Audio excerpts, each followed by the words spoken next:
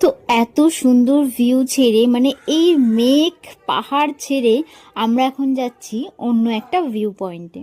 আর ওই দেখো দূরে ঝর্ণা পড়ছে, মানে কি দারুণ লাগছে, গাড়িতে বসেই দূরে দূরে দূরে ঝর্ণা দেখতে পাচ্ছি, মানে দারুণ লাগছে দেখতে। আর এই দেখো কার্শিয়াং, আমরা এখন কার্শিয়াং এর ভেতরেই যাব।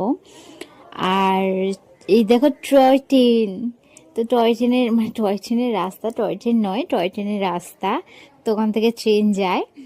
আর পাহাড়ের এই আঁকা বাঁকা রাস্তা ঘুরতে তো হেভি লাগে, মানে খুব মজা লাগে। তো এই আঁকা বাঁকা রাস্তা দিয়েই আমরা এখন আমাদের নেক্সট ভিউ পয়েন্টে চলে এসেছি। আর এই হচ্ছে কি হনুমানজি মূর্তি।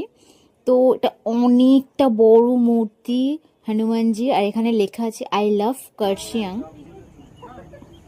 তো দেখো কত বড় মূর্তিটা।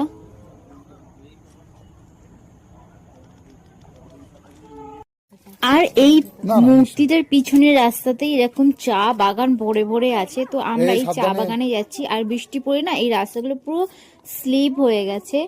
তো তো আমাদের পুচকিটা তো পড়েও গেছে দুবার এই স্লিপ রাস্তায়। আর মেঘ দেখো কি দারুণ লাগছে মেঘগুলো।